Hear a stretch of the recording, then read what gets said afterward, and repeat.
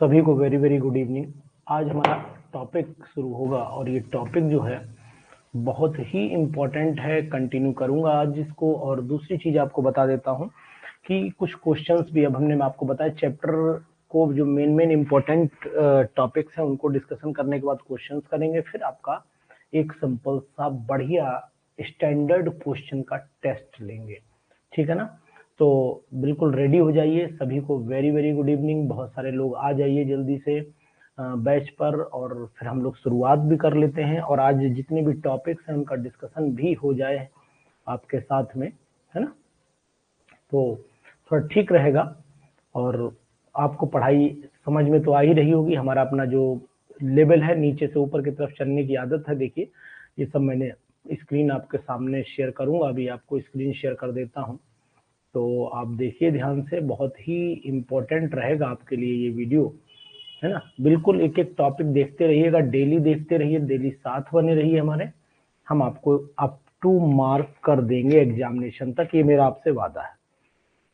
जैसा कि हम लोगों ने नंबर ऑफ स्पेक्ट्रल लाइन पर ला करके टॉपिक को छोड़ा था, हम टॉपिक को ला करके छोड़ा था, इसी टॉपिक को आगे कंटिन्यू कर लेते हैं। देखिए कभी कभी क्या होता है कि क्वेश्चन की ट्विस्टिंग भी बहुत इंपॉर्टेंट हो जाती है। मैंने आपसे बोला था कि सोमरफील्ड का मॉडल, हालांकि अभी तक सोमरफील्ड के मॉडल पर बहुत ज्यादा डिस्कशन नहीं हुआ है, लेकिन आपको ये भी बता दिया था मैंने कि बोहर मॉडल के ड्रॉबैक्स क्या थे। जीमन इफेक्ट और स्टार्क इफेक्ट को ये मॉडल एक्सप्लेन नहीं कर पाया था। कभी कभी लोग भूल जाते हैं कि जीमन इफेक्ट कब आता है, तो मैंने शायद आपको तरीका भी बताया था। जीमन जब लिखा जाता है तो एम आता है, और अगर स्टार्क लिखा जाएगा तो एम नहीं आएगा। तो इसका मतलब ये हुआ कि जब जीमेन हो तो इसका मतलब हुआ ये मैग्नेटिक फील्ड में क्या होता है, स्पेक्ट्रल लाइन को तोड़ेगा। मैग्नेटिक फील्ड में, बहुत इंपॉर्टेंट बात है, मैग्नेटिक फील्ड में स्पेक्ट्रल लाइन को तोड़ देगा, और ये फिर इलेक्ट्रिक फील्ड में तोड़ देगा। तो आप याद रखेंगे, एक दो ही फील्ड आपने देखी है, इलेक्ट्रिक फील्ड और मैग्नेटिक फील्ड।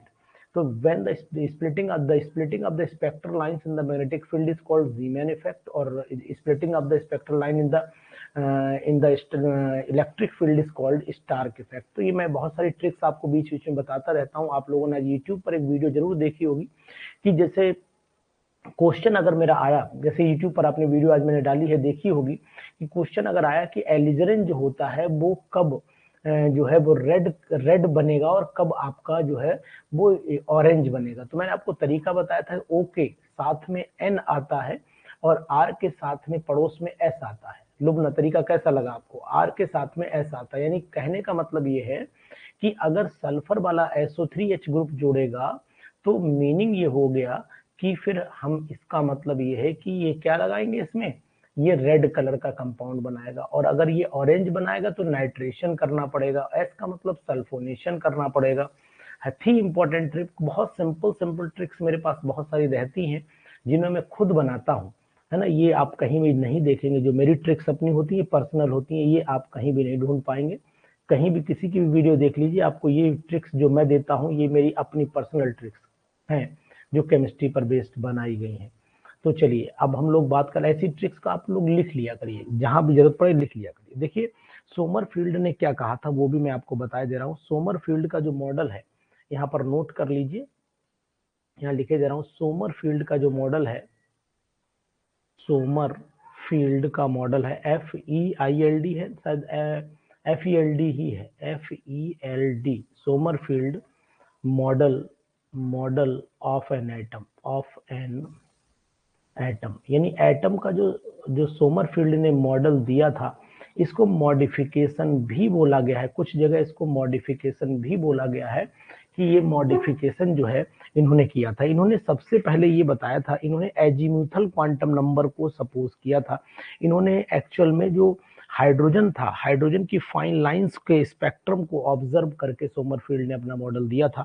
और उन्होंने मेनली जो मॉडल था, ये हमेशा, वैसे तो सभी क्वांटम नंबर होते हैं, लेकिन this model is based on, यहाँ पर पॉइंट वाइज में लिख दूं ज्यादा बेटर रहेगा मुझे लगता है। यहाँ बेस्ड ऑन, ये मॉडल किस पे बेस्ड था? बेस्ड ऑन, मर्दन सिंह जी बताइए, based on angular quantum number, यानी एंगुलर क्वांटम नंबर पर ये मॉडल बेस्ड था। यानी एंगुलर मोमेंटम यहाँ पर कंसिडरेशन जरूर किया गया होगा। तो इस मॉडल के अकॉर्डिंग ये माना गया था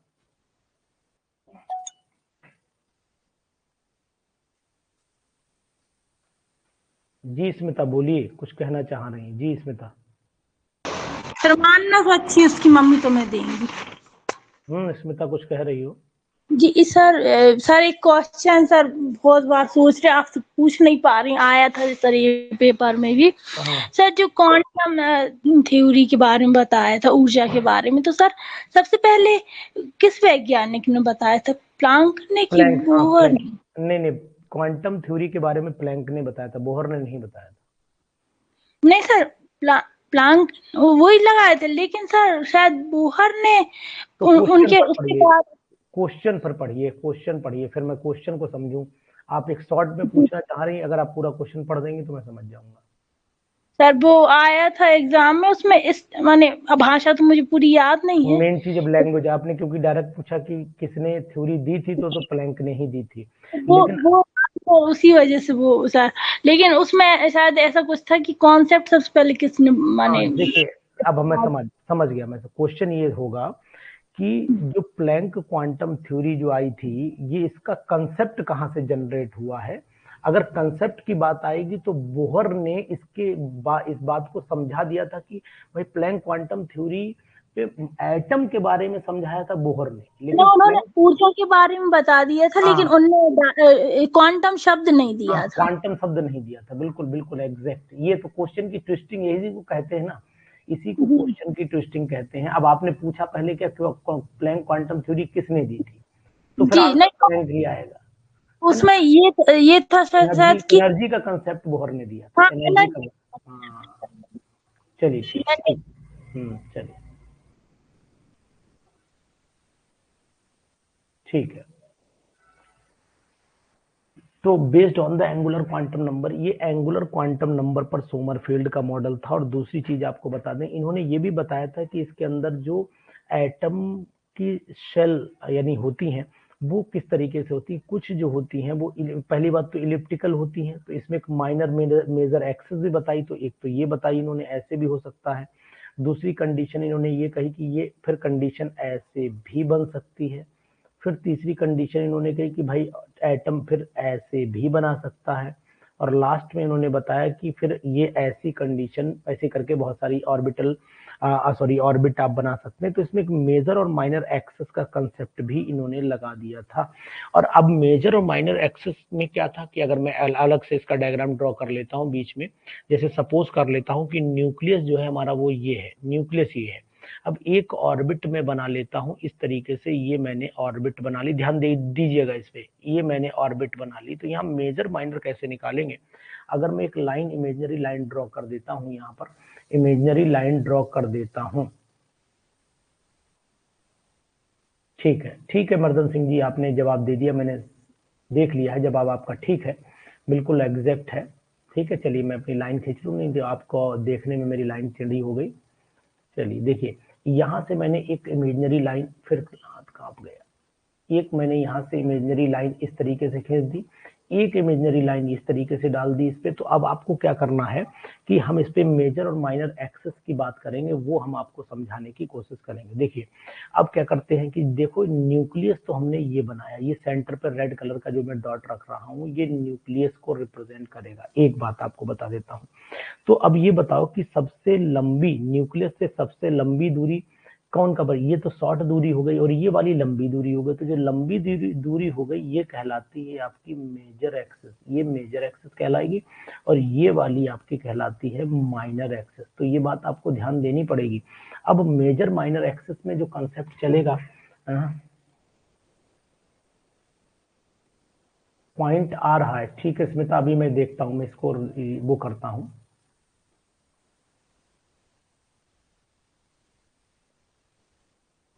चलिए अब देखिएगा, ज्यादा पॉइंट आ रहे हैं। चलिए एक बार रिफ्रेश कर लीजिए।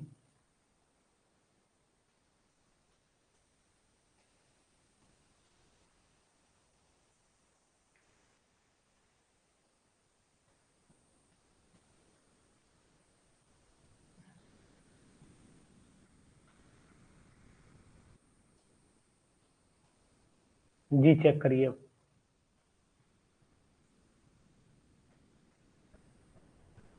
चेक करिए।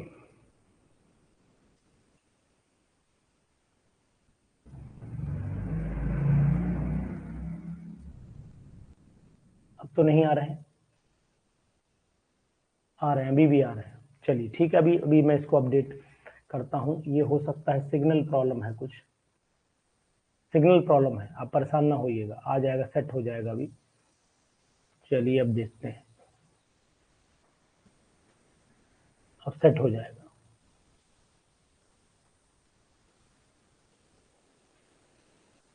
एक मिनट का बस वेट करिए, मैं सेट कर रहा हूँ।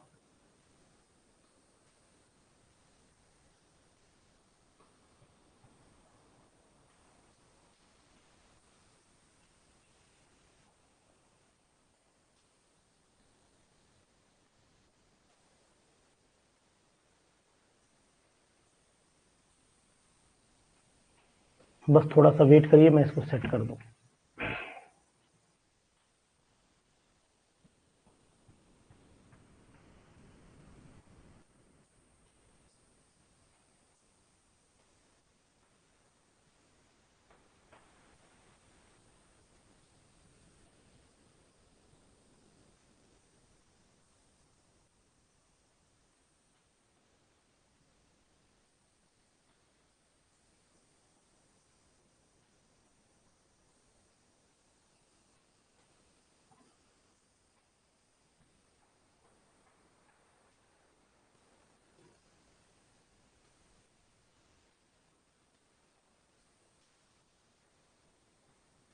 अभी बस सेट कर रहा हूँ, एक मिनट का वेट करें आप।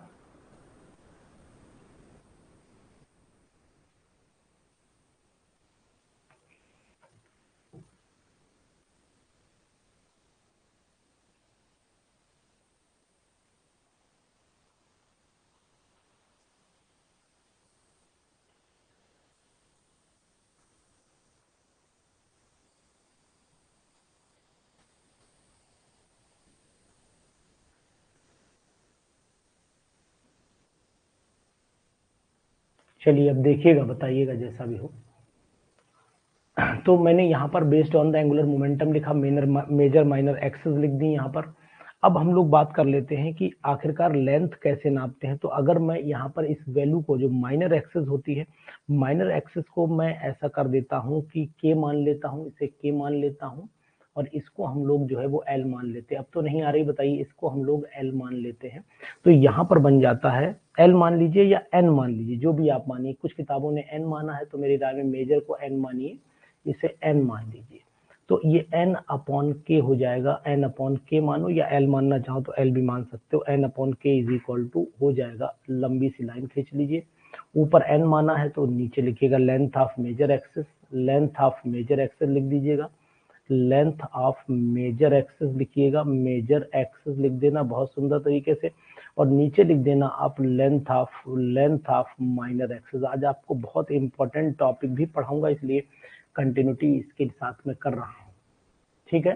चलिए अब हमने क्या करना है, इसी के साथ में इन्होंने ये भी बताया था कि मेजर और माइनर एक्सेस जब नापी गई थी, बताई गई थी, तो यहीं से एक फार्मूला निकल के आया था जिसका नाम था, यानी कि वैल्यू निकल के आई थी जिसका नाम था एंगुलर क्वांटम नंबर या एजीमुथल क्वांटम नंबर। यहीं से वो कंसेप्ट जनरेट भी हुआ था। अब बताइए, इसमें तक कहीं पॉइंट डॉट तो नहीं आ रहे? अब डॉट तो नहीं आ रहे, प्लीज बताइएगा जरा जल्दी से। चलिए इसी के बाद अगर हम लोग आगे बढ़ लेते हैं और आगे टॉपिक को कंसीडर करते हैं, तो ये बहुत ज्यादा केवल इतना पूछा गया था कि ये मॉडल क्या एक्सप्लेन करता है। तो लेकिन ये मॉडल एक्सप्लेन हमेशा फाइन लाइंस को कर पाया था। हाइड्रोजन की जो स्पेक्ट्रम की डिस्कवरी है, वो इसने बहुत अच्छे ढंग से एक्सप्लेन नहीं कर पाई थी, और ये मॉडल बहुत ज्यादा सक्सेसफुल मॉडल नहीं माना गया है ना। तो इसलिए इस बात का आपको ध्यान रखना पड़ेगा कि इस मॉडल की खास बात क्या थी। एक बात आपको बता देता हूँ। दूसरी, अगर हम लोग मॉडर्न कंसेप्ट पे आते हैं, तो नंबर 1, अब थोड़ा सा शॉर्ट इसलिए लूंगा क्योंकि ये चीजें आपने बहुत ज्यादा पढ़ी हैं। एक तो D Broglie's equation, D Broglie's equation की अगर मैं पूरा टॉपिक वाइज नोट्स आपको दे दूंगा, आप परेशान ना। डी ब्रोगलीज इक्वेशन आपको पता होनी चाहिए, lambda is equal to H upon m into c या m इंटू वी थी, ये डी ब्रोगली इक्वेशन, या फिर इसे हम लोग lambda is equal to H upon P से भी रिप्रेजेंट करते थे। ये हमेशा डुअल नेचर ऑफ इलेक्ट्रॉन को एक्सप्लेन किया गया था। डुअल नेचर का मतलब है कि electron behave as a dual nature of electron, मतलब इलेक्ट्रॉन जो है वो पार्टिकल की तरह भी बिहेव करता है, इलेक्ट्रॉन जो है वो एक वेव की तरह भी बिहेव करता है। ये बताया था आपको किसने, डी ब्रॉगली इक्वेशन ने बताया था। इस बात का आपको ध्यान, मतलब जितना भी मैटर है वो उसके अंदर मोशन पॉसिबल है ना, हमेशा मोशन में रहता है। तो ये कंसेप्ट नई बात, आप ये भी जान लीजिए कि all matter particles always in motion like a wave as well as particle, दोनों करेक्ट रहते हैं। ये बात हम एक्सप्लेन करना चाहते हैं, जहां पर पी जो है वो मोमेंटम है। मर्दन सिंह जी समझ में आ रहा है, बाकी लोगों को समझ में आ रहा है, ध्यान दीजिए। चौधरी जी, लोगना, जो भी लोग इसको वीडियो को देख रहे हैं वो लोग बताएंगे कि कोई कंफ्यूजन डाउट तो नहीं चल रहा है। तो ये चीज आप इस पे question numerical point of view से ध्यान रखिएगा। मैं भी कराऊंगा अभी न्यूमेरिकल एमसीक्यूज भी कराऊंगा, तो उसमें मैं आपको बताऊंगा एमसीक्यूज एकदम पर्टिकुलर, आपको बढ़िया ढंग से करवाऊंगा मैं इस पे। ठीक है, एक बात ये ध्यान रखिएगा, अगर एच की वैल्यू की जानकारी नहीं है तो एच की वैल्यू की जानकारी ले लीजिए। एच इज इक्वल टू, जो लोग नए हैं वो ले लें, बाकी जो पुराने हमारे साथी एकदम मस्त बहुत अच्छे ढंग से पढ़ते हैं उनको जरूरत नहीं। -34 हो जाता है किलोग्राम मीटर स्क्वायर और सेकेंड इनवर्स होता है। चेक कर लीजिए, गलती हो बता दीजिएगा। ठीक है, ये चीज आप नोट करिएगा। इसके बाद आता है कि जो एंगुलर मोमेंटम इन्होंने निकाला वो आखिरकार बोहर से कैसे मैच किया था। तो इन्होंने ये कहा था ये बताया गया बोहर का, आपने कोई electron can revolve only in those orbits whose angular momentum is equal to NH/2 pi. ये चीज जब इन्होंने बताई थी तो आपको ये भी पता रहना चाहिए कि भाई हम लोग इलेक्ट्रॉन, ये हमने ऑर्बिट कंसीडर कर ली, ध्यान दीजिए, ये हमने ऑर्बिट कंसीडर कर ली। इस ऑर्बिट में जब इलेक्ट्रॉन रिवॉल्व करेगा तो कैसे रिवॉल्व करता है आपको पता, एक वेव की तरह रिवॉल्व करता है। तो वेव कैसे चलती है, वेव इस तरीके से चलती है, ये वेव की तरह बिहेवियर हम ऐसे करके दिखा सकते हैं कि electron move like a wave, electron एक वेव की तरह चल रहा है, ये हमें डायग्राम बता रहा है। ठीक है ना, एक बात। दूसरी चीज आपको ये बता दूं कि जब इलेक्ट्रॉन वेव की तरह बिहेव करेगा तो ये फेज आउट भी होगी, फेज इन भी होगी।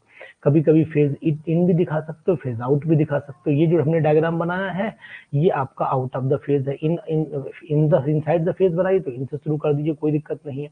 तो यहाँ पर आपको पता होना चाहिए कि ये फार्मूला होता है 2πr इज इक्वल टू होता है n लैम्डा, है ना। तो लैम्डा इज इक्वल टू क्या हो जाएगा, लैम्डा इज इक्वल टू हो जाएगा 2πr डिवाइडेड बाई n हो जाता है। ठीक है, आपको ये भी पता है। अब आपको अच्छे से पता है कि लैम्डा की वैल्यू अभी हमने लिखी थी ऊपर, तो यानी कि लैम्डा की वैल्यू h/m इंटू वी मान लो, c को v भी मान सकते हो। ये हो गया आपका 2πr और नीचे हो गया आपका n। तो यहाँ पर आप देखिए NH अपॉन, यानी कि अगर मैं MB को ऊपर ले जाता हूँ, 2π को नीचे ले जाता हूँ, तो इसको H अपॉन ये n हो गया, तो NH अपॉन वो नीचे हो गया आपका NH अपॉन 2π नीचे ले आइए और MV को ऊपर ले जाइए, तो ये बन गया आपका MVR। तो ये बोहर ने जो कंसेप्ट दिया था कि electron can revolve only in those orbit whose angular momentum is equal to NH/2π, उसका जनरेशन यहीं से हुआ था। और एंगुलर मोमेंटम जो होता है, ये यूनिट इसकी जो होती है वो प्लैंक्स कांस्टेंट की यूनिट के बराबर ही होती है। ये बात भी आपको ध्यान देनी पड़ेगी, इंपॉर्टेंट बात है। ठीक है ना, एक चीज ये ध्यान रखिएगा। तो अब अगर आपको मैं कहूं कि इलेक्ट्रॉन जो 1s इलेक्ट्रॉन होता है वो रियली पार्टिकल और वेव दोनों की तरह बिहेव करता है, ये बात भी प्रूफ हो चुकी है ना। इलेक्ट्रॉन, यानी अगर मैं आपसे कहूं कि इलेक्ट्रॉन दिखता कैसे है, इलेक्ट्रॉन की कंडीशन क्या है, तो कोई जवाब हमें दे पाएगा। यानी कि अगर मैं कहूँ 1s इलेक्ट्रॉन कैसा दिखेगा, तो 1s इलेक्ट्रॉन पार्टिकल की तरह और बिहेव, तो यहाँ पर क्वेश्चन भी बन सकता है 1s electron looks like, 1s electron looks like, मैं लिखे भी दे रहा हूँ, लुक्स लाइक कैसे दिखता है ये अगर आप बता पाए, like a particle, like a particle as well as, like a particle as well as a wave, एक वेव की तरह बिहेव करता है। तो किसी भी इलेक्ट्रॉन की बात जानकारी आप दे सकते हैं, इलेक्ट्रॉन कैसा दिखता होगा, है ना, लुक्स लाइक। तो ये अगर मैं आपसे कहूँ ये छोटे से डॉट की तरह, यानी बिल्कुल टिनी डॉट दिखाई देता है, और वो टिनी डॉट जो हमेशा वेव की फॉर्म में मोशन करता है, जिसकी वेलोसिटी 3 × 10⁸ मीटर पर सेकंड होती है। तो यानी कि अगर मैं आपसे कहूँ ये टिनी डॉट भी बोला जा सकता है, तो कोई इसमें दो राय नहीं होगी। टिनी डॉट, ये टिनी डॉट ऐसी होगी, बहुत छोटी सी वेव ऐसे करके दिखाई देगी, जो हमें इलेक्ट्रॉन का नेचर बताती है। तो इलेक्ट्रॉन को ऐसी चीज नहीं जो आपको पर्टिकुलर दिखाई दे जाए, वो पॉसिबिलिटी नहीं है। अगर हमारे इन बातों से आप जो हैं वो संतुष्ट होंगे शायद, जहां तक मुझे याद है, क्योंकि आपको भी पता है कि इलेक्ट्रॉन को ऐसी चीज नहीं, बॉल नहीं कि हम पकड़ के देख पाए, कि ये केवल एनर्जी कंसेप्ट से ही ऑब्जर्व किया जा सकता है, समझा जा सकता है ना। एक चीज। दूसरी चीज है कि यहीं पर इसी बात को एक्सप्लेन करने के लिए एक लॉ आया था, जिसका प्रिंसिपल एक पढ़ा जाता है, जिसका नाम है Heisenberg uncertainty principle. Heisenberg uncertainty जो है, अनसर्टेनिटी प्रिंसिपल, ये बहुत ही इंपॉर्टेंट है। या तो हंस लो या रो लो, दोनों काम एक साथ नहीं कर सकते हैं। क्या चौधरी जी, आप दोनों काम एक साथ कर सकते हैं? दोनों काम एक साथ कर सकते हैं, या तो हंसोगे या रोगे, दो में से एक काम हो सकता है, दोनों नहीं हो सकते हैं, है ना। तो मैं वही, हाइजेनबर्ग प्रिंसिपल ये कहता है कि it is impossible to determine the position and velocity of an electron simultaneously. Electron की पोजीशन और वेलोसिटी दोनों एक साथ पता करना इम्पॉसिबल है। और इसी को उन्होंने फार्मूला से बताया था। फार्मूला क्या था? Delta X into delta P is equal to greater than H upon 4 पाई।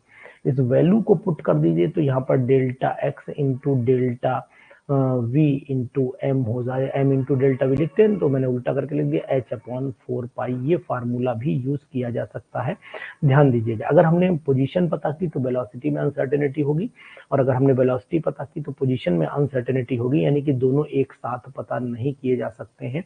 ये फार्मूला भी हमें समझा रहा है। इस पे भी हम लोग क्वेश्चंस करेंगे, क्योंकि इस पे इम्पोर्टेंट क्वेश्चन। रतनाम जी, लुबना जी, क्या मेरी वॉइस आ रही है आप तक? वॉइस आ रही है? यहीं पर एक बहुत ज्यादा इंपॉर्टेंट क्वेश्चन बन जाता है, जो पीजीटी में आया हुआ, अक्सर आया हुआ है, जिसको हम लोग श्रोडिंगर वेव इक्वेशन के नाम से भी जानते हैं। तो यहाँ पर मैं लिखे दे रहा हूँ Schrodinger wave equation, Schrodinger wave equation. अब श्रोडिंगर वेव इक्वेशन को अगर आप जानते हो तो ये क्वेश्चन पीजीटी का बहुत ही इंपॉर्टेंट क्वेश्चन है। तो यहाँ पर मैं पीजीटी लिखे दे रहा हूँ इस पे, और इस पे इम्पोर्टेंट भी डाले दे रहा हूँ, इम्पोर्टेंट भी डाले दे रहा हूँ जी, इम्पोर्टेंट भी डाले दे रहा हूँ, ध्यान दीजिएगा इस पे, है ना। चलिए, अब ये श्रोडिंगर वेव इक्वेशन कौन बताएगा? कोई नहीं बताइए, चलिए मैं ही बताता हूँ। Del square psi upon del X square plus del square psi upon del Z square, sorry, del Y square होगा, नीचे वाई स्क्वायर हो जाएगा। जी रेनू बोलिए,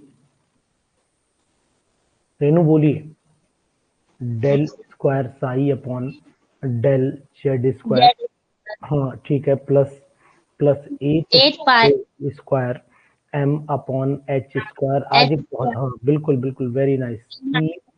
ई minus V psi is equal to हो जाता है 0, ठीक है ना। अब यहाँ पर आपको वैल्यू सबकी पता ही है, लेकिन यहाँ पर अगर इस पूरे फैक्टर को, रेनू पूरे फैक्टर को रिप्लेस कर पाओ तो इसको लैप्लेसियन ऑपरेटर से डेल स्क्वायर साई, हाँ, प्लस आपका 8 पाई स्क्वायर, माइक ऑफ कर लीजिए, 8 pi square M upon H square bracket में E minus V psi is equal to 0 से हम लोग रिप्रेजेंट कर सकते हैं। रिप्रेजेंटेशन ये दिया जा सकता है। ये क्वेश्चन भी आया हुआ, माइक ऑफ करिएगा, ये क्वेश्चन भी आया हुआ है, तो इस चीज का भी आपको ध्यान देना पड़ेगा, बहुत इंपॉर्टेंट है।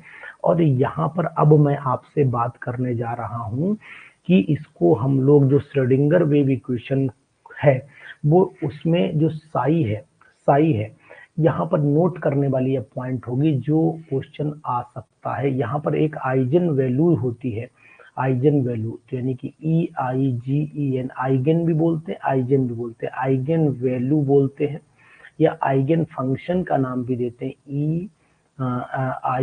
EIGEN, आइगन फंक्शन का नाम भी हम लोग देते हैं इसे।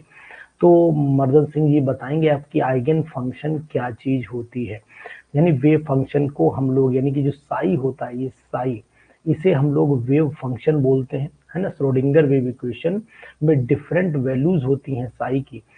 ये हर वैल्यू जो होती है वो सिग्निफिकेंट नहीं होती, है ना। हर वैल्यू सिग्निफिकेंट नहीं होती। हिंदी में लिखे दे रहा हूँ, हर वैल्यू सिग्निफिकेंट, हर वैल्यू सिग्निफिकेंट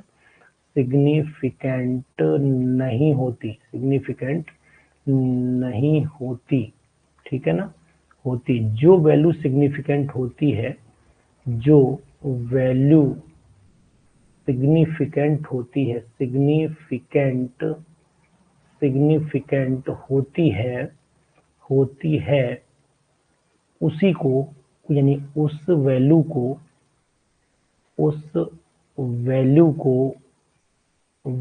को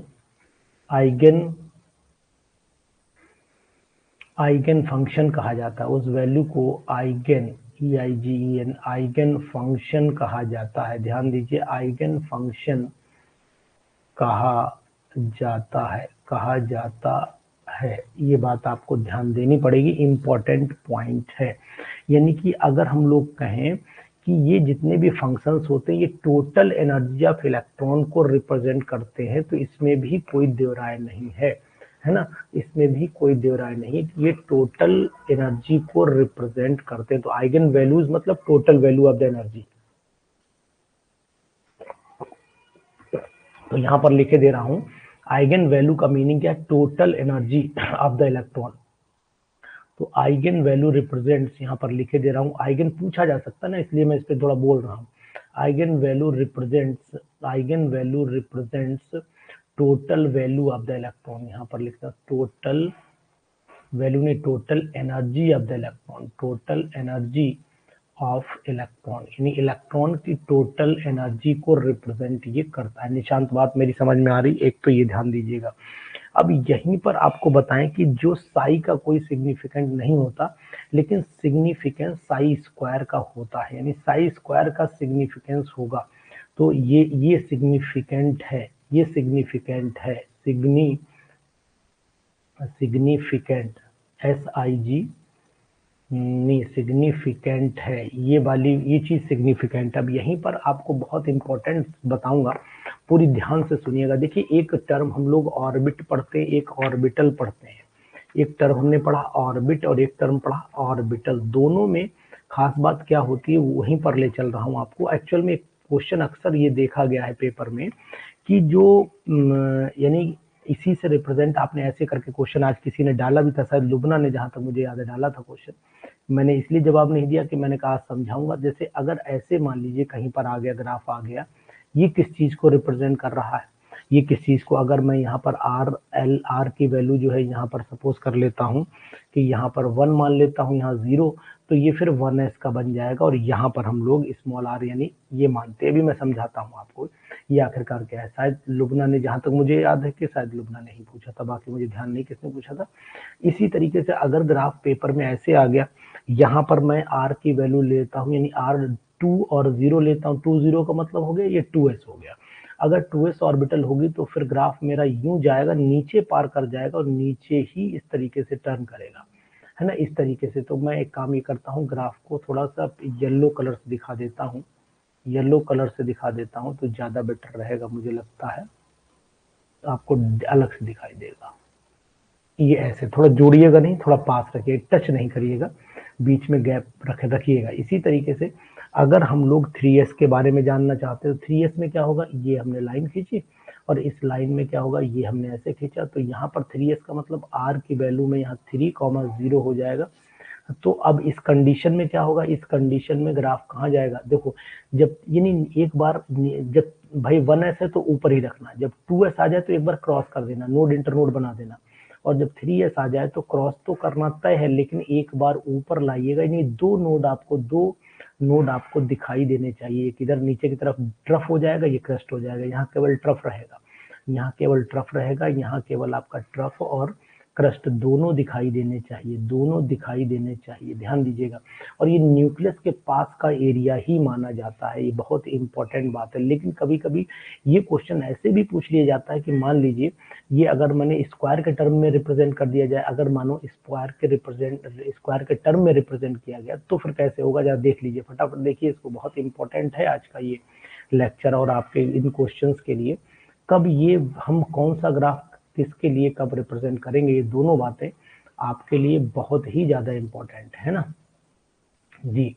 तो ये मैंने पहले भी आपको समझाए थे। देखिए, अगर हम लोगों ने यहाँ पर r स्क्वायर का टर्म लिया है ये टर्म लिया है हमने आर स्क्वायर का, तो यहाँ पर मैं देता हूँ, जरा पेन पकड़ लूँ, ये यहाँ पर मैं लेता हूँ आर स्क्वायर ले लेता हूँ, और यहाँ पर 1,0, तो 1,0 तो वही 1s का बन गया, स्क्वायर करोगे तो कोई दिक्कत नहीं, तो यहाँ पर मैंने 1s लिख दिया। अब मैं ग्राफ अगर दिखाना चाहूंगा तो कुछ नहीं करना है आपको, सिंपल ही ग्राफ बनेगा इस तरीके का। नीचे नोड इंटरनोड पार नहीं करना है, आर की वैल्यू इस डायरेक्शन में आपकी चलनी ही चलनी है ना। ठीक है, चलिए 2 नोड ये आपको पता ही होना चाहिए।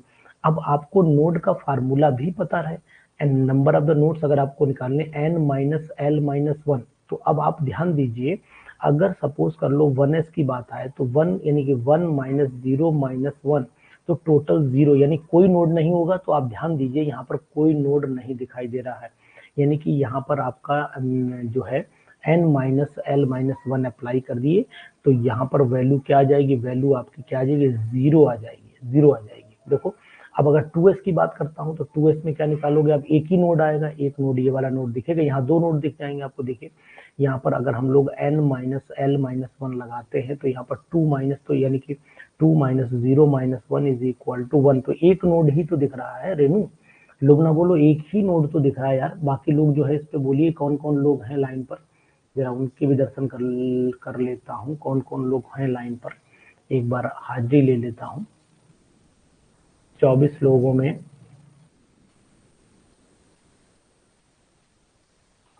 अनमोल यादव हैं, सुषमा है, स्वाति हैं, कंचन है, ठीक है, विनीता, ये सब चीज सब लोग हैं, ठीक, वेरी गुड, नाइस। चलिए अगर यहाँ पर मैं फार्मूला लगाता हूँ, फार्मूला यहाँ पर चलता है, तो क्या होगा, n-l-1, तो यहाँ पर आपका 3s है, ये 3s हो गया, तो 3s का मतलब हो गया कि आपका 3 - 0 - 1, यानी कि 2 नोड आएंगे, तो एक नोड ये, एक नोड ये, दोनों नोड आपको दिखाई दे रहे हैं, है ना, दोनों नोड आपको दिखाई दे रहे हैं, वेरी गुड। चलो ठीक है, शाबाश।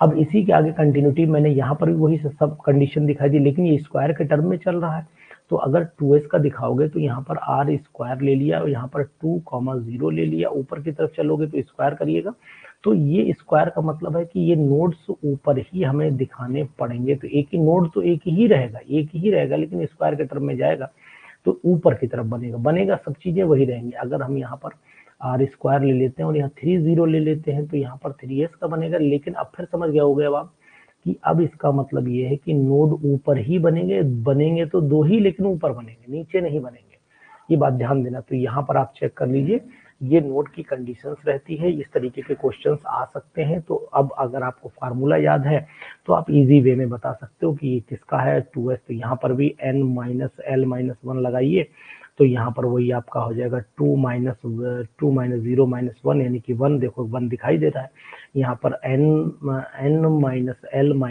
तो यहाँ पर 3 - 0 - 1, यानी कि 2 दिखाई दे रहा है, 2 नोड आपको दिखाई देंगे, कोई दिक्कत नहीं। इसी तरीके के ग्राफ बहुत सारे आ सकते हैं एग्जामिनेशन में, और भी ग्राफ में आपको बता करके दूंगा।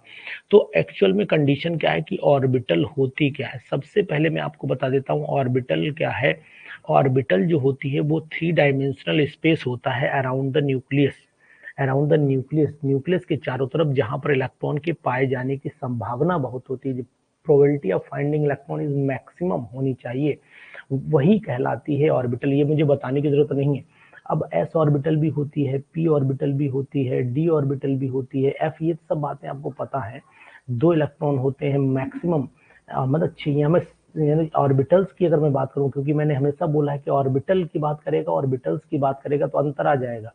देखिए मैं यहाँ पर आपको पहले बता देता हूँ कि एक ऑर्बिटल अगर होती है तो इसका एक ही कॉलम कंसीडर होगा, और ऑर्बिटल्स की बात चलेगी तो सबसेल चलना शुरू हो जाएंगे, ये मैं पहले भी बोल चुका हूँ। जैसे s ऑर्बिटल का मतलब हो गया, s ऑर्बिटल का मतलब हो गया कि 2 इलेक्ट्रॉन, p ऑर्बिटल का मतलब हो गया कि इसमें भी मैक्सिमम रहते हैं कितने, 2 इलेक्ट्रॉन किसी भी ऑर्बिटल में। d ऑर्बिटल में अगर पूछा जाएगा तब भी आप, ये बात मैं पहले भी बता चुका हूँ, हमेशा बताया हूँ, 2 ही इलेक्ट्रॉन रहते हैं, बोलो यार, बताया कि नहीं। f ऑर्बिटल में कितने इलेक्ट्रॉन रहते हैं, f ऑर्बिटल में भी 2 ही इलेक्ट्रॉन रहते हैं। लेकिन अगर मैं ऑर्बिटल्स वर्ड कर देता हूँ, s ऑर्बिटल बोलो या ऑर्बिटल्स बोलो या सबसेल बोलो, है ना, सबसेल, ये सब एक ही है, यहाँ पर परिवर्तन नहीं हो सकता, यहाँ पर 2 ही इलेक्ट्रॉन रहेंगे, 2 ही इलेक्ट्रॉन रहेंगे। अगर आप लोग p ऑर्बिटल्स बोलते हैं, p ऑर्बिटल्स बोलते हैं तो, या p सबसेल बोलते हैं तो उस कंडीशन में भैया इलेक्ट्रॉन यहाँ पर 6 बोले जाएंगे, 2 नहीं बोले जाएंगे। बोलो यार एक बार हाँ हूं तो कोई जवाब तो दो यार, है ना। तो आपकी बात को मैं समझूं कि आप लोग जवाब भी दे रहे हो। हाँ स्वाति समझ में आ रहा है, स्वाति दीक्षित। अब इसी तरीके से अगर मैं बोलूं आपको डी ऑर्बिटल्स की बात करूं, तो डी ऑर्बिटल्स में अगर मैं आपसे चलता हूं या डी सबसेल में चलता हूं, तो डी सबसेल की कंडीशन भी वही है ना, कि यहाँ पर 10 इलेक्ट्रॉन्स हो जाएंगे। अगर मैं एफ ऑर्बिटल्स की बात करूं, ये क्वेश्चन बहुत कंफ्यूजन करता है, वही ये कंफ्यूजन आपका मिटना चाहिए मेरे हिसाब से, और यहाँ पर 14 इलेक्ट्रॉन उस समय बोल दिए जाएंगे। चलिए ठीक है, ऐसे हाँ हूँ करते रहिए तो हमें भी लगेगा कि आप जग रहे सो नहीं रहे हैं ना। तो ये एक चीज ध्यान रखना। अब मुझे बहुत ज्यादा इसकी डिटेल इसलिए पढ़ाने की, ये चैप्टर जो है अब लगभग आपका ये सब चीजें अब यहीं से एक शुरुआत हो जाती है, जिसका नाम होता है क्वांट। एक तो इनके शेप याद रखना, एस ऑर्बिटल का पता ही होना चाहिए कि भाई ये जो शेप होता है स्फेरिकल जो होता है वो एस ऑर्बिटल की। बाकी मैंने वीडियो डाल दी है कि डी ऑर्बिटल कैसे बनाते हैं, इसलिए मैं यहाँ पर बहुत ज्यादा डिटेल में नहीं। पी ऑर्बिटल्स के केस में अगर जाओगे, हेलो नेहा बोलिए, नेहा बोलिए, कुछ कहना चाह रही हो। अरे हो गया था वो। हाँ नेहा बोलो।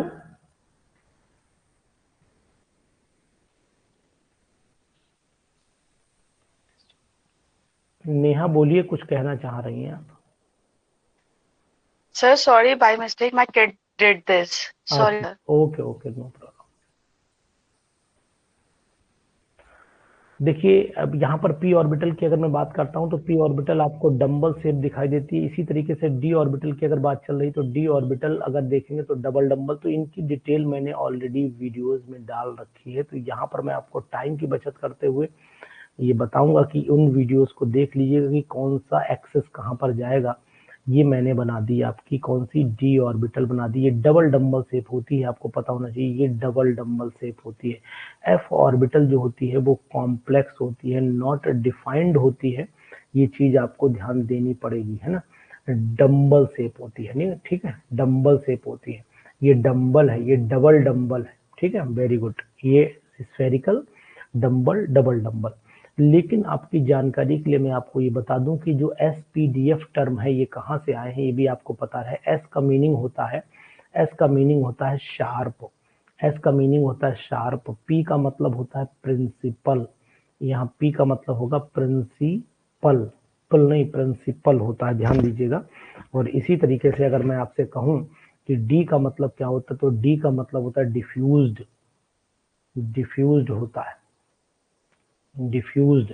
और एफ का मतलब होता है आपका क्या होता है, फंडामेंटल। तो यहाँ पर मैं लिख देता हूँ फंडामेंटल। तो ये चीज ध्यान दीजिएगा, इंपॉर्टेंट है, ये टर्म आपको शायद पता रहने चाहिए।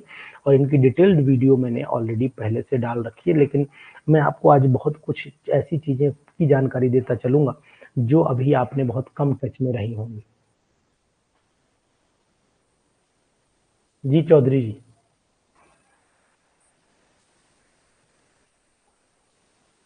चौधरी जी बताइए, कुछ बोलना चाह रहे हैं।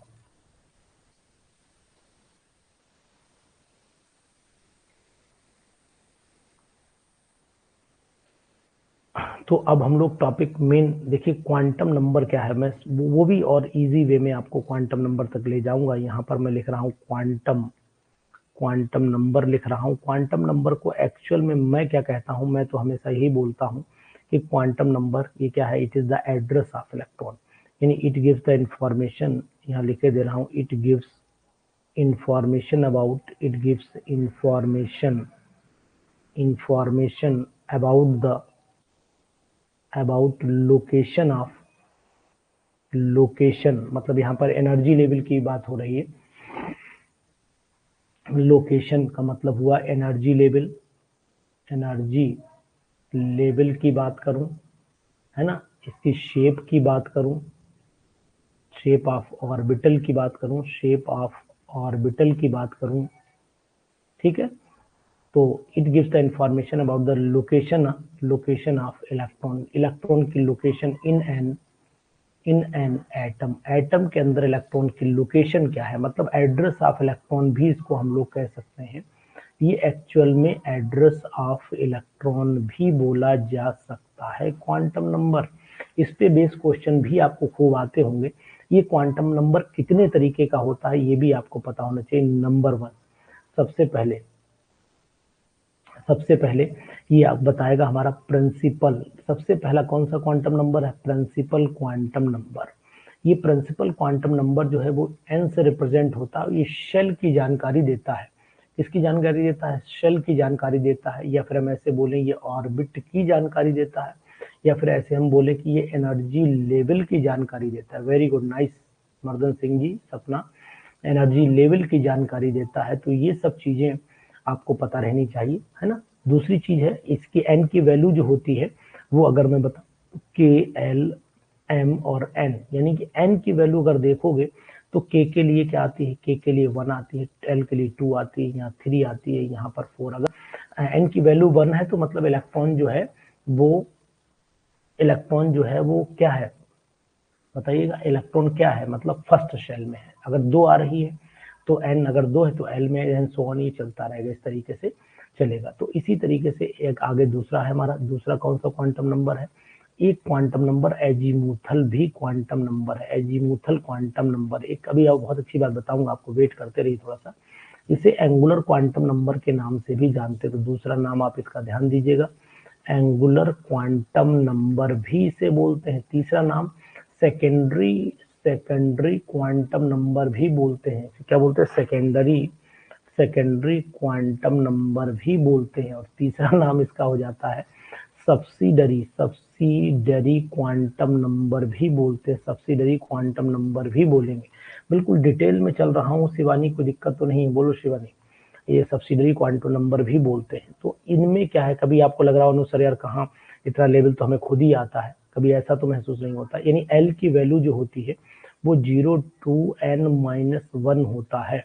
आपका रिवीजन हो रहा होगा अच्छे से। अगर n की वैल्यू 1 है तो l की वैल्यू 0 ही आएगी, अगर, यानी कि, और अगर n की वैल्यू अगर आपकी 2 है तो l की वैल्यू 0 और 1 आएगी। n की वैल्यू अगर आपको 3 है तो l की वैल्यू 0, 1 और 2 ही आएगी। n की वैल्यू अगर 4 है तो l की वैल्यू 0, 1, 2, 3 आएगी। यानी एक वैल्यू n से कम रहेगी। तो इस तरीके से आपका बहुत सारी वैल्यूज आप याद कर सकते हैं, कोई दिक्कत नहीं। अभी आपको ट्रिक भी बताऊंगा। तो एक तो ये, और दूसरी चीज है कि l अगर s ऑर्बिटल के लिए है, p ऑर्बिटल के लिए है, d ऑर्बिटल के लिए है, f ऑर्बिटल के लिए है, तो l की वैल्यू s के लिए 0 होती है, p के लिए 1 होती है, d के लिए 2 होती है, 3 f के लिए होती है। ये फार्मूला भी आपको मेरे हिसाब से पता रहना चाहिए, है ना। ये चीज ध्यान रखिएगा, इम्पोर्टेंट है और जानकारी में आपके रहनी भी चाहिए मेरे हिसाब से। इसके बाद तीसरा आ जाता है हमारा, तीसरा कौन सा है? तीसरा हमारा हो जाता है मैग्नेटिक क्वांटम नंबर हो जाता है। मैग्नेटिक क्वांटम नंबर, ये मैग्नेटिक क्वांटम नंबर क्या बताता है? ये मैग्नेटिक क्वांटम नंबर जो है वो स्मॉल m से रिप्रेजेंट होता है, और इसको ये हमेशा ये बताएगा ओरिएंटेशन ऑफ इलेक्ट्रॉन। ये ओरिएंटेशन ऑफ इलेक्ट्रॉन के बारे में बताएगा कि इलेक्ट्रॉन ओरिएंट कैसे करता है ना, ओरिएंट कैसे करता है, ध्यान दीजिएगा। तो m की वैल्यू जो होती है वो -l से शुरू होती है और +l तक जाती है। 0 इंक्लूड होता है, विद 0, यानी 0 के साथ में वैल्यू ये रहेगी। जैसे अगर मान लीजिए l की वैल्यू 0 है तो m ऑटोमेटिकली 0 ही आएगा। अगर l की वैल्यू 1 है तो m की वैल्यू -1, 0 + 1 आएगी। अगर l की वैल्यू 2 है तो m की वैल्यू -2, -1, 0 + 1 + 2 आएगी, एंड सो ऑन, ये सब चलता रहेगा, है ना। पता है। इसी तरीके से आ जाता है चौथा, स्पिन क्वांटम नंबर। अब जब स्पिन क्वांटम नंबर्स की बात मैं करता हूं तो फिर अब क्या आ जाता है, इसे हम लोग एस से रिप्रेजेंट करते हैं, और ये स्पिन ऑफ इलेक्ट्रॉन की जानकारी देता है। ये हमें किसकी जानकारी देगा? स्पिन ऑफ इलेक्ट्रॉन की जानकारी देगा। एक बात आपको बता दूं, दूसरी चीज, अगर इलेक्ट्रॉन को मैं मान लेता हूं कि इलेक्ट्रॉन एक टिनी मैग्नेट है, तो अगर ये स्पिन इसका, अगर आप जानते हो, अगर स्पिन इसका क्लॉकवाइज चलता है तो एस की वैल्यू जो है वो +12, जैसे हमारी अर्थ नहीं घूमती, अर्थ जैसे अर्थ घूमती है, स्पिन भी करती है और ओरिएंटेशन भी करती है। ओरिएंटेशन सन के चारों तरफ करती है और सन के चारों तरफ तो ओरिएंटेशन होता है, और अपनी धुरी पर, अपनी मतलब एक्सिस पर जो है वो स्पिन करती है, ये भी आपको अच्छे से पता होगा। तो अगर इलेक्ट्रॉन यहाँ पर मैं ये कहता हूँ कि इलेक्ट्रॉन अगर क्लॉकवाइज है तो ये s की वैल्यू +½ रहेगी, लेकिन अगर इलेक्ट्रॉन एंटी क्लॉकवाइज है, यानी कि अगर मैं इस तरीके से मान लेता हूँ, ये मैंने लिया है ना, तो ये इस तरीके से, ये मैं अगर कहूँ तो ये यहाँ पर मैं ऐसे बताऊं कि इलेक्ट्रॉन जो है वो एंटी क्लॉकवाइज स्पिन दिखाऊं, ये मैं एंटी क्लॉकवाइज दिखा रहा हूँ इसको, तो ये मैंने एंटी क्लॉकवाइज, तो यहाँ पर s की वैल्यू जो है वो -½ कर दीजिएगा और जो इलेक्ट्रॉन का जो स्पिन है वो उल्टा दिखा दीजिएगा, तो ये स्पिन है ना, ठीक है। तो ये चीज ध्यान दीजिए। इसको कभी कभी कुछ किताबें ऐसे भी छाप देती हैं, कोई दिक्कत नहीं है, दोनों बातें सही है, हम दोनों तरीके से एक्सेप्ट कर लेते हैं। लेकिन अब मैं आपको बताता हूं कि आखिरकार हम लोगों को पता कैसे रहे। जैसे एल की वैल्यू जो होती है वो एन की वैल्यूज के बराबर आनी चाहिए, एम की जो वैल्यू होती है वो n² के बराबर आनी चाहिए। अगर s की वैल्यू की बात करें तो s की वैल्यू 2n² के बराबर आनी चाहिए। तो ये फार्मूले भी आपको चेक करने के लिए पता रहने चाहिए कि साहब हम लोग चेक कैसे कर सकते हैं, तो ये चेकिंग फार्मूला भी है। अब अगर इस पे क्वेश्चन देख लेते हो, कोई क्वेश्चन बताओ भाई, तो अगर n की वैल्यू मान लेते हैं 3 है, n की वैल्यू अगर 3 है तो l की वैल्यू क्या होनी चाहिए, L की वैल्यू मैं ऐसे लिख लेता हूँ, मेरा तरीका थोड़ा सा अलग है। यहाँ पर मैं L लिख लूंगा, यहाँ पर मैं M लिख लूंगा, यहाँ पर मैं S लिख लूंगा। देखिए सीखे तरीके को, यहाँ पर अगर 3 है तो मैं 0 लिखूंगा, 1 लिखूंगा और यहाँ पर 2 खत्म कर दूंगा इसे, 3 नहीं लिखूंगा। अगर L 0 है तो M 0 ही आएगा। अगर L की वैल्यू 1 है तो ये M -1 0 +1 आएगा। अगर M यहाँ पर क्या आएगा, -2 -1 है ना, 0 +1 और +2 ही आएगा। s की वैल्यू हर ऑर्बिटल के लिए ±½ रहेगी, यहाँ पर भी ±½ रहेगी, यहाँ पर भी ±½ रहेगी, यहाँ पर भी ±½ रहेगी, यहाँ पर भी ±½ यहाँ पर भी रहेगी, ±½ यहाँ पर भी ±½ एंड सो ऑन चलती रहेगी। ठीक है, एक चीज इस तरीके से। अब मान लो चेक करना था, देखो l की वैल्यू n के बराबर आएंगी, नहीं आएंगी। n कितना 3 है, l कितना आया 1 2 3, तो देखो n दोनों 3 आ गए, वैल्यू दोनों 3 के बराबर आ गई। ठीक है, l की वैल्यू 3 आ ही रही, चेक कर लो आप। चलो दोबारा लिख देता हूँ, l की वैल्यू आपकी 3 आ रही है, 1 2 3। अब m की वैल्यू क्या आएंगी, m की वैल्यू n² के बराबर आएंगे, यानी कि 9 आनी चाहिए, 9 गिन लीजिए, 1 2 3 4 5 6 7 8 9, 9 आ गई। इसी तरीके से s की वैल्यू आप चेक करना चाहो तो s की वैल्यू 2n² के बराबर होंगे, 2 2 4 2 6 2 8 10 2 12 14 16 18, यानी कि 2 × 9 2 × 3 का स्क्वायर, 2 × 3 का स्क्वायर, ये हो गया आपका 2 × 9, मतलब 18 वैल्यूज आपकी आ गई। आंसर भी चेक, काम भी चेक, एकदम मस्त टनाटन। इस तरीके के क्वेश्चन भी कर सकते हो, या फिर ऐसे कर सकते हो, calculate the value of calculate the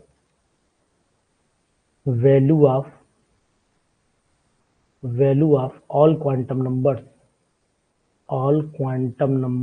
for last electron of sodium, मान लीजिए सोडियम 11 है, कार्बन 6 है, इसी तरीके से पोटेशियम 19 है, जिंक 30 है, इसी तरह क्रोमियम 24 है, कॉपर 29 है। इनके लास्ट इलेक्ट्रॉन के चारों क्वांटम नंबर जब निकालने हैं तो कैसे निकालते हैं वो भी जल्दी से सीख लीजिए, पता होगा, लेकिन मेरा काम है, मैंने बोला रिमाइंड कर। अब ये सोडियम भैया है, 11 इलेक्ट्रॉन है, लिख लीजिए 1s2 2s2 2p6 3s1, आखिरी इलेक्ट्रॉन यहीं पर गया तो मैंने इसको बॉक्स में बंद कर लिया। यहीं से जो आगे नंबर लिखा है वो n की वैल्यू है, n = 3। L की वैल्यू 0 होगी क्योंकि s ऑर्बिटल के लिए s की वैल्यू मैंने 0 लिखवाई है। आप चेक कर लीजिए s ऑर्बिटल के लिए, देखिए s ऑर्बिटल के लिए L की वैल्यू 0 है, आपको दिख भी रहा होगा ना, रेनू दिख रहा है। एक बात, दूसरी चीज आपको बता देना चाहूंगा कि अब यहाँ पर L की जब L 0 हो जाए तो M को 0 ही लिख दो और s ऑर्बिटल एक बना लो, इलेक्ट्रॉन एक दिख रहा है, एक दिखा दो और यहाँ पर एल क्या लिख सकते हो, इलेक्ट्रॉन क्लॉकवाइज है तो एस की वैल्यू आप +½ लिख सकते हो, पॉसिबल है, बिल्कुल सही है ना। इसी तरीके से अगर कार्बन 6 की मैं बात करता हूँ तो अगले पेज पे कर लेता हूँ। 6 कार्बन है तो यहाँ पर मैं लिखता हूँ 1s अपना जिंदा है, 1s2 2s2 2p2, यानी कि अगर मैं 2p2 को ओपन कर लेता हूँ तो यहाँ पर मेरे ये 2p2 आ गई, ये दो ऐसे करके इलेक्ट्रॉन मैंने बना दिए। यहाँ पर अगर मैं देखूं तो n की वैल्यू तो लास्ट इलेक्ट्रॉन यहीं पर गया है ना, इस चीज जिसे मैं सर्कल कर रहा हूँ यहीं पर गया है, तो यहाँ पर ये हो गया n = 2 आ गया, l = p में गया है 1 हो गया, तो m की वैल्यू हमें डिसाइड करनी, m यहाँ लिखो, ये हो गया आपका -1, ये 0 हो गया +1, तो आखिरी इलेक्ट्रॉन के लिए ये आ रहा है आपका 0, तो यहाँ 0 लिख दो। तो अब s इलेक्ट्रॉन है कैसा आखिरी वाला, +½ हो गया, सिंपल। बहुत अच्छे तरीके से आप समझ सकते हो, मतलब अगर नहीं भी भूल गए हो बाई चांस तो मैं आपके साथ में, घबराइएगा नहीं। पोटेंशियम 19 कैसे लिखा जाएगा, 1s2 2s2 2p6 3s2 3p6 4s1, आखिरी इलेक्ट्रॉन यहीं पर गया ना, तो n = तो 4 रख दीजिए, l = 0 रख दीजिए, जब l 0 हो जाए तो m को भी 0 कर दो, कोई दिक्कत नहीं, 4s बना दो, 4s में एक इलेक्ट्रॉन डाल दो, कैसा घूम रहा है क्लॉकवाइज, तो +½ कर दीजिए, सिंपल। मजा आ रहा है ना, कुछ इंटरेस्ट आ रहा है या खाली ऐसे बोले यार सब तो खाली बोर कर रहा है, तो ऐसा तो नहीं, कहीं दिल में जो बात हो कह दिया करिए कि नहीं सर छोड़िए हटाइए इसे, आगे बढ़ाइए, अगर मन में कहीं कुछ लगे।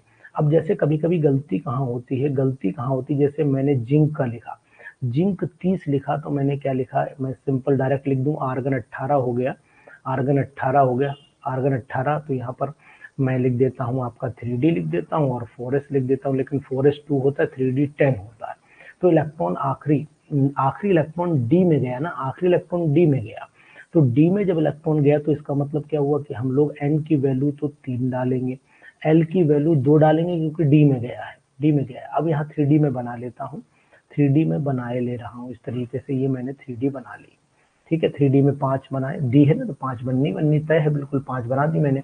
10 इलेक्ट्रॉन डाले, देखो 10 इलेक्ट्रॉन में लाल रंग से डाले दे रहा हूँ, 10 इलेक्ट्रॉन, ये मैंने 1 2 3 4 5 6 7 8 9 10, तो जो 10वां इलेक्ट्रॉन है वो यही तो हुआ।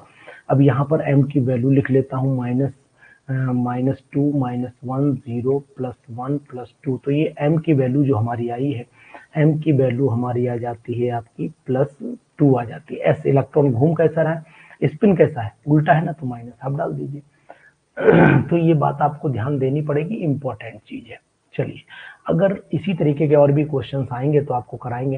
क्वेश्चन आता है कि n की वैल्यू आपकी 1 दे रखी है, l की वैल्यू आपकी जो है वो कौन सा क्वांटम नंबर मिसमैच कर रहा है, कौन सा, ऐसे क्वेश्चन भी आपको कराऊंगा, बिल्कुल बेफिक्र रहिए आप, ठीक है। एक बात आपको बता देता हूँ, दूसरी चीज आप जानिए कि लॉ है, इन लॉ को भी सुन लीजिए। नंबर एक है सबसे पहले हुन्स रूल, सबसे पहले तो हुन्स रूल है, आपको पता होना चाहिए। ये हुन्स रूल क्या बताता है, pairing of electron takes place until unless each orbital is singly occupied, तब तक पेयरिंग नहीं होगी जब तक हर ऑर्बिटल में एक इलेक्ट्रॉन नहीं आ जाता। जैसे p में 1 इलेक्ट्रॉन भरना है तो अब आप p में 1 इलेक्ट्रॉन ऐसे भरोगे, 1 इलेक्ट्रॉन ऐसे, अगर p में 2 इलेक्ट्रॉन डालने हैं तो फिर p में 2 इलेक्ट्रॉन आप ऐसे डालोगे, पहले इसमें डालोगे एक, फिर इसमें डालोगे। अगर p में आपको 3 इलेक्ट्रॉन डालने हैं तो भैया फिर 3 इलेक्ट्रॉन ऐसे डालोगे कि सब में एक आ जाए, सबके घरों में एक रोटी दे आओ, फिर बाद में जोड़ा बना लेना। यानी कि p में 4 इलेक्ट्रॉन भरने हैं तो फिर समझ लीजिए आपको p में 4, ऐसे नहीं कि यहीं 2 भर दिए, गलत हो जाएगा, यहाँ भरो फिर यहाँ भरो, this is the proper pattern. ऐसा नहीं जबरदस्ती पहले 2 भर लिए, बोले सर बात तो एक ही हुई, अरे भाई साहब ये केमिस्ट्री है, यहाँ बहुत कुछ बदल जाता है, ऐसे मत भर देना। बोले सर ऐसे ही भर देते हैं तो क्या बुराई है, ये गलत तरीका हो गया, नहीं हो गया, तरीका गलत है, हाथ चलते हुए भी दिखना चाहिए, 1 2 3 4 5 ऐसे भरना है। अब यहाँ p में 6 थे तो एक बच्चे से हमने कहा, वो पीजीटी की तैयारी कर रहे थे, बोले सर हमारा सब बेसिक क्लियर है, तो हमने कहा भैया जरा हुन्स रूल के अकॉर्डिंग 6 इलेक्ट्रॉन भर दो, उन्होंने आंख बंद करे भर दिए, बाद में हमारे चेहरे की तरफ देख रहे थे, हमने कहा भाई साहब गलत है, तो बोले सर 100% सही है, मैं तो बच्चों को यही पढ़ाता हूँ। तो मैंने कहा भाई साहब आप बिल्कुल पढ़ाते होंगे, कोई इसमें दो राय नहीं है, ठीक है। अगर इंटरव्यू में क्वेश्चन पूछ लिया तो फिर आपको से लिखवा लिए कि हुन्स रूल के अकॉर्डिंग बोर्ड पे लिख के दिखाओ कि 6 इलेक्ट्रॉन भरने हैं, तो मर्दन सिंह जी 0 के अलावा कुछ मिलेगा नहीं, ये तय है इंटरव्यू में। रिटर्न में भले आपको नंबर मिल जाए, 6 इलेक्ट्रॉन भर के दिखाओ, लिख आए तो कैसे लिखे भगवान जाने, लेकिन इंटरव्यू में 0 तय है, क्योंकि आपने हुन्स रूल अप्लाई नहीं किया है। हुन्स रूल ये कहता है कि इलेक्ट्रॉनों की पेयरिंग तभी होगी जब तक कि अनपेयर्ड एक एक ना हो जाए। 100%। ये हाथ चलना भी अपने में एक कला है, ध्यान दीजिएगा आप, हाथ चलाना भी अपने में कला है। ठीक है, तो ये चीज ध्यान रखिएगा, ये हुन्स रूल हो गया। दूसरी बात मैं कर लेता हूँ पाउली एक्सक्लूजन प्रिंसिपल की। तो यहाँ पर मैं पाउली एक्सक्लूजन प्रिंसिपल की बात कर लेता हूँ। तो ये पाउली एक्सक्लूजन प्रिंसिपल ये क्या कहता है, ध्यान दीजिएगा। पाउली एक्सक्लूजन प्रिंसिपल क्या कहता है? ये पाउली एक्सक्लूजन प्रिंसिपल ये कहता है कि यानी कि किसी भी no two electron of an atom have same value of the all quantum numbers. If the value of NLM are same, then S must be different. यानी कोई भी एक वैल्यू अलग हो जाएगी। जैसे कि मान लीजिए, सपोज कर लेता हूँ कि अगर मैं एक इलेक्ट्रॉन कार्बन ले लेता हूँ, कार्बन 6 लिया मैंने, और यहाँ पर 1s2 दिया, यहाँ पर 2s2 दिया, यहाँ पर 2p2 दिया। तो अगर मैं 2p2 यहाँ पर ऐसे बनाता हूँ तो 2p2 तो ये हुए ना, ये हुए आपके 2p2, और ये 2s मैंने बना दी, 2s में ये 2 हो गए, और ये 1s बना दी, ये 1s बना दी मैंने, इसमें भी 2 हो गए। तो अब मैं कहूँ आपसे कि इसी के निकाल लेते हैं। देखो, इसी के निकालो, इसका n निकालो, तो इसका n कितना होगा? इसका n हो जाएगा आपका 2, l कितना हो जाएगा 1, और m कितना हो जाएगा? m हो जाएगा -1, और s कितना हो जाएगा आपका +12। इस इलेक्ट्रॉन के लिए निकालो, n is equal to 2, l is equal to 1, m is equal to 0 हो जाएगा, क्योंकि यहाँ पर m की वैल्यू जब लिखोगे -1 0 +1 आएगी। s इज इक्वल टू ये भी +12 आएगा। तो किसी भी चारों क्वांटम नंबर समान कभी भी हो ही नहीं सकते हैं, एक नंबर जरूर डिफरेंट आएगा अगर बाकी सेम आ रहे हैं तो। अब जैसे इसके लिए 2 इलेक्ट्रॉन है, इनके 2 इलेक्ट्रॉन के लिए, तो यहाँ n इज इक्वल टू 2 हो गया, l इज इक्वल टू 0 हो गया, m इज इक्वल टू 0 हो गया, s इज इक्वल टू +12 हो गया। अब यहाँ पर n इज इक्वल टू 2 हो गया, l इज इक्वल टू 0 हो गया, m is equal to 0, s -12 हो गया। अगर बाकी एनएलएन सेम है तो फिर s की वैल्यू 100% बदल जाएगी। हाँ, लुबना ने पूछा है कि इसको हम लोग एक्सक्लूजन प्रिंसिपल क्यों कहते हैं। बहुत अच्छा क्वेश्चन है, कोई जवाब देना चाहेगा? कोई जवाब देना चाहेगा? एक्सक्लूजन प्रिंसिपल क्यों कहा गया, पाउलीज एक्सक्लूजन प्रिंसिपल क्यों कहा गया? कोई इसमें ऐसा है? संजीव है क्या? बताएंगे? कोई ना कोई इसमें बताएगा, कोई ना कोई मेरा साथी इसमें बताएगा। पहले मेरी आदत है कि सबसे पहले मैं आपसे ही उगलवाता हूँ कि आंसर बताइए। संजीव भैया बताएं, संजीव बताओ, एक्सक्लूजन प्रिंसिपल क्यों बोला गया है इसे? हाँ, चंचल बघेल बताओ, चंचल। वाइट इज कॉल्ड एक्सक्लूजन, बोलिए हाँ ना, माइक ऑन करिए।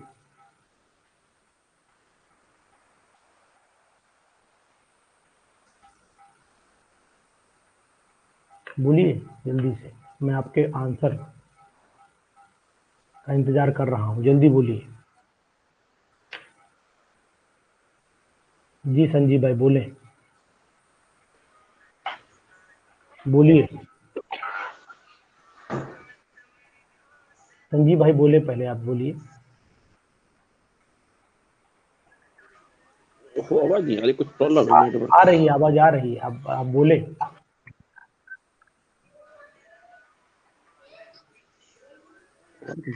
संजीव आवाज आ रही, बोलिए। चंचल। तो 2 इलेक्ट्रॉन है उनके, जो चारों क्वांटम नंबर है उनका सेम सेट नहीं हो सकता। Very good, nice. हाँ बिल्कुल, बहुत बहुत सही बात। एक बार हिंदी में बोलिए इसे, चंचल बोलो हिंदी। सर ये हिंदी तो फिर से बोलिए, फिर से बोलिए। सर, जो भी 2 इलेक्ट्रॉन है उनके चारों क्वांटम नंबर सेम नहीं हो सकते। हाँ नहीं नहीं, ये तो रूल हो गया। हाँ, सर ये तो रूल हो गया। मैं ये जानना चाहता हूँ इसमें एक्सक्लूजन वर्ड का मतलब क्या है? एक्सक्लूजन सर बाहर, जैसे नहीं। जैसे बाहर करना उस तरह से होता। अच्छा चलो ठीक है, अभी देखो रेनू बताने की कोशिश कर रही है, रेनू बताइए।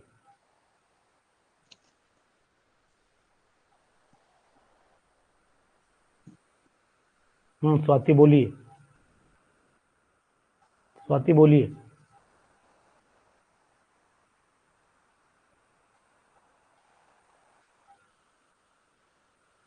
शिवानी बोलो। हेलो। हाँ गुड सर। इवनिंग हाँ बोलिए बोलिए शिवानी। सर। इसमें ये है कि अगर किसी भी इलेक्ट्रॉन का फिक्स हो गया है कि ये उसकी क्वांटम नंबर्स की वैल्यूज का सेट है, तो तो दूसरा बाकी एक्सक्लूड कर देंगे। इलेक्ट्रॉन्स एक्सक्लूड हो जाते हैं यस उस यस, वेरी कैटेगरी से। Good very good, nice nice. उनकी अब ये सेट ऑफ वैल्यूज नहीं हो सकती, दे आर एक्सक्लूडेड, वो बाहर हैं इस set से। बस बस आपने बिल्कुल एग्जैक्ट जो वर्डिंग बोली है यही है कि यानी कि अगर एक सेट सेम हो गया तो दूसरे को एक्सक्लूड कर दिया जाएगा, इसीलिए इसको वेरी गुड, नाइस, बहुत सुंदर। सही थैंक यू। सही सही जवाब दिया आपने, बिल्कुल एग्जैक्ट यही जवाब है। सुन लिया चंचल? चंचल सुन लिया आपने? संजीव जी, संजीव जी माइक ऑन करिए।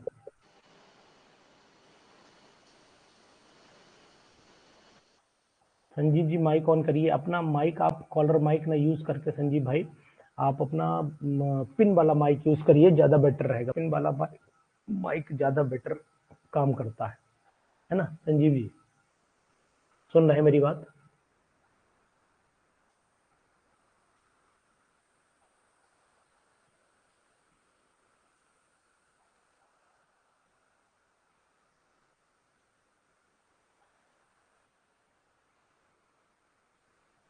यानी कहने का मतलब लोगना ये है कि अगर किसी भी सेट, जैसे ये दो, एक सेट क्वांटम नंबर का सेम आ रहा है 1 2 3, तो दूसरा फिर बचे हुए इलेक्ट्रॉन ऑटोमेटिकली एक्सक्लूड हो जाएंगे, वो सेम वैल्यू रिप्रेजेंट नहीं कर सकते हैं। यानी चारों क्वांटम नंबर, मतलब क्या हुआ भाई, प्रिंसिपल भी तो यही कहता है, according to this principle no two electron of an atom have same value of all quantum. किन्हीं भी दो इलेक्ट्रॉनों के चारों क्वांटम नहीं समान हो सकते। तो अगर दो सेम हो गए सेट, तो बचे हुए क्या कर देना, एक्सक्लूड कर देना, निकाल देना है।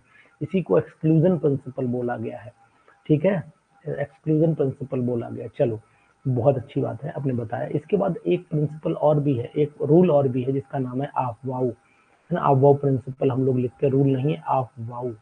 तो ये बताएंगे ये अफवाऊ जो थे वो कौन थे? अफवाऊ, है ना? अफवाऊ प्रिंसिपल है, बताइए कौन थे अफवाऊ? अफवाऊ प्रिंसिपल कौन बताएगा? अफवाऊ कौन थे? बोलिए जल्दी से। मर्दन सिंह बताइए अफवाऊ कौन थे भाई? तो ये बोलेंगे मर्दन सिंह जी?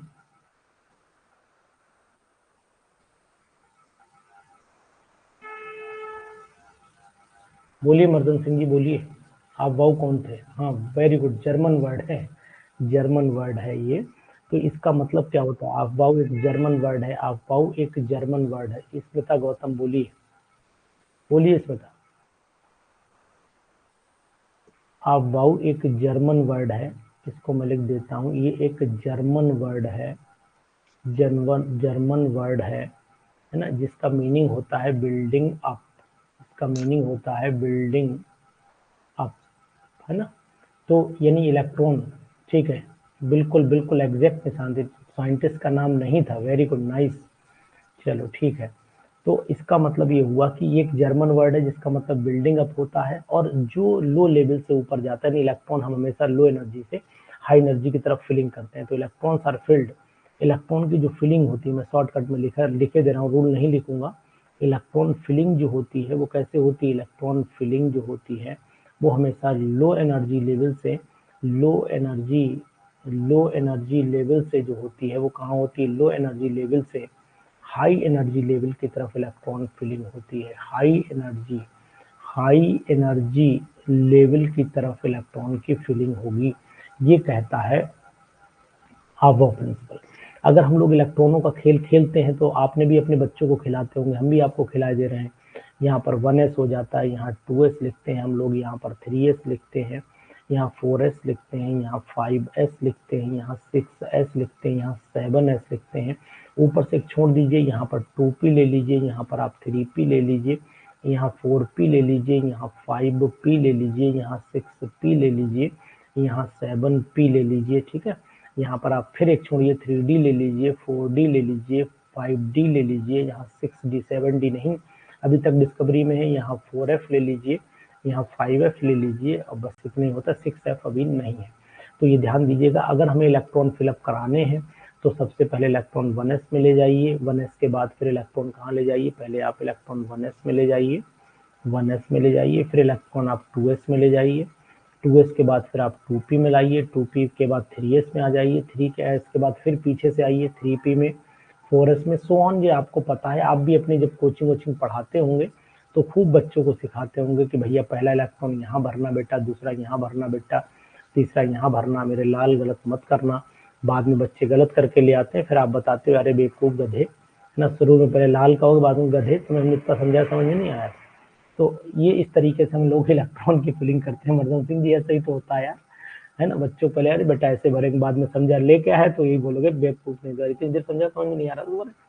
तो ये सब चीजें हैं। अब इलेक्ट्रॉन की जब फिलिंग करते हैं तो हमेशा याद रखना कि जब एक इलेक्ट्रॉन, जब एक ऑर्बिटल भर जाए तभी दूसरी ऑर्बिटल में एंट्री करना, उससे पहले दूसरी ऑर्बिटल में एंट्री मत करना। यानी कि सबसे पहले 1s पूरी हो जाने देना, फिर आपका 2s। लेकिन आज मैं आपको बता रहा हूँ, चाहूंगा बहुत इंपॉर्टेंट, ये कॉमा मत लगाया करिए। अब आजकल के टाइम पर एनर्जी लेवल है, कॉमा रिप्रेजेंट नहीं किया जाता है। 1s फिर 2s फिर 2p फिर 3s फिर 3p फिर 4s, लेकिन पहले आप 3d लिख लो फिर 4s लिख लो, लेकिन इलेक्ट्रॉन पहले 4s में, यानी n+l रूल के अकॉर्डिंग इलेक्ट्रॉन भरना चाहिए।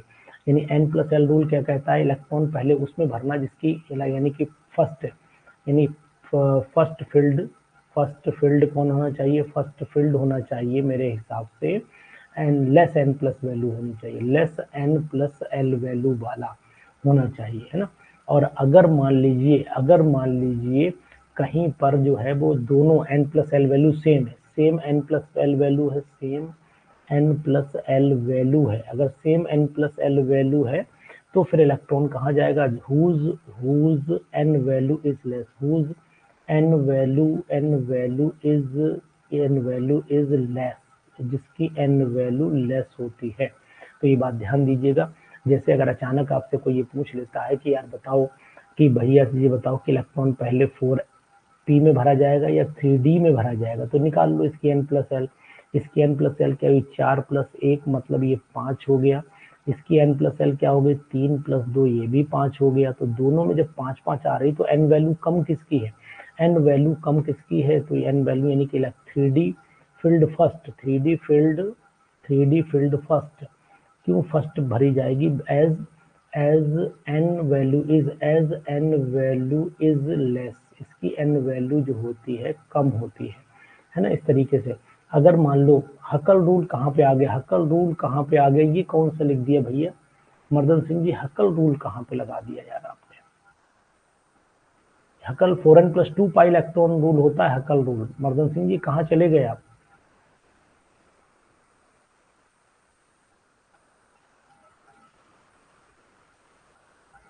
तो अगर मान लीजिए कोई कहता है 3s भरनी है और आपका 3p भरनी है, 3p भरनी है, तो ये बात ध्यान दीजिएगा कि यहाँ पर क्या करना है, 3+0 यानी कि 3 आ गया, यहाँ 3+1 यानी कि ये 4 आ गया। तो इलेक्ट्रॉन फिर 3s में पहले भरा जाएगा, 3s as it has less n+ value, l value. समझ में आई आज की क्लास कुछ, ये चीज थी मैंने बताई आपको। तो ये चीजें आप ध्यान रखना। अब मैं कल आपको बताऊंगा कि इसी में स्क्रीनिंग इफेक्ट क्या है, शील्डिंग इफेक्ट निकालते कैसे, स्क्रीनिंग स्प्लिटर्स रूल क्या होता है ना। ये सब बातें कल मैं दी एंड करूंगा इसको, और कुछ इंपॉर्टेंट इसके टर्म और टॉपिक भी बता दूंगा, फिर क्वेश्चंस कराऊंगा, और आपका सैटरडे को टेस्ट सेट करता हूँ इसका, बिल्कुल एक एक चीज मैं आपकी क्लियर करूंगा। पहले कुछ क्वेश्चंस कराऊंगा, कल भी कराऊंगा, परसों भी कराऊंगा, 2 दिन क्वेश्चन कराऊंगा, फिर सेट करूंगा टेस्ट, है ना। तो कल हम लोग एक तो स्क्रीनिंग इफेक्ट के बारे में पढ़ लेंगे, स्क्रीनिंग इफेक्ट के बारे में पढ़ेंगे, एक काम स्क्रीनिंग इफेक्ट के बारे में पढ़ेंगे, साथ में ही स्लेटर्स रूल के बारे में भी पढ़ेंगे, कल। और कल हम लोग कुछ क्वेश्चंस न्यूमेरिकल के साथ में करेंगे, हर फार्मूले का एक बार रिवीजन कराऊंगा, फिर मतलब पूरा टॉपिक आपको टच में लाऊंगा। अभी मुझे बताइए कि क्या हमारा ये तरीका आपको पसंद है या नहीं, ईमानदारी से बताइएगा, ईमानदारी से, क्या हम इसी पैटर्न पे चलें या फिर वही क्वेश्चंस कराएं। मैंने आपको पहला चैप्टर अभी कल खत्म करूंगा, कल बहुत सारी चीजें और भी बताऊंगा, इंपॉर्टेंट बताऊंगा, कुछ क्वेश्चंस बताऊंगा, कुछ अच्छी बातें जो अभी छुपा के रखी वो भी कल बताऊंगा आपको। तो क्या आपको ये मेरा मेथड और पैटर्न लाइक करते हैं कि 3 दिन में चैप्टर खत्म हो जाए, 4 दिन में फिर क्वेश्चन हो जाए, एक हफ्ते में अगर हम लोग 2-1 चैप्टर खत्म करते चलेंगे तो हमें उम्मीद है कि हम अपने एग्जाम तक, चाहे झारखंड का हो, चाहे वो यूपी पीजीटी का हो, वो हमारा एकदम अप टू द मार्क जाएगा, अप टू द मार्क जाएगा, क्योंकि हम डीप पढ़ाई कर रहे हैं, इसमें डीप स्टडी हमारी चल रही है। और इसमें छोटी चीज भी पढ़ेंगे, इसमें हम लोग बड़ी चीज भी पढ़ेंगे, इसमें हम लोग जो है वो मीडियम भी पढ़ेंगे। ऐसा नहीं कि इसमें कभी कभी क्या होता है कि टीचर स्फेरिकल नोड और के बारे में बिल्कुल भी खेमराज बताऊंगा, कोई दिक्कत नहीं है, खेमराज बताऊंगा। यूपी पीजीटी का एग्जाम निशांत जो है वो सितंबर के बाद की बात करिए, अक्टूबर की बात करिए, इससे पहले कोई चांस नहीं दिख रहा है, सितंबर अक्टूबर में बात करिए। झारखंड जो है वो जल्दी हो सकता है, झारखंड हो सकता है जल्दी। झारखंड कब तक हो सकता है? लगभग जून जुलाई हो सकता है ना, जून जुलाई हो सकता है। तो ये सब चीजें ध्यान दीजिएगा। तो इसी पैटर्न पर हम कल आपसे फिर मिलेंगे 9 बजे, ठीक है? तब तक के लिए वेरी गुड नाइट, अच्छे से सोइए, तकिया सिर पे लगा के सोइएगा, है ना, पैरों में नहीं।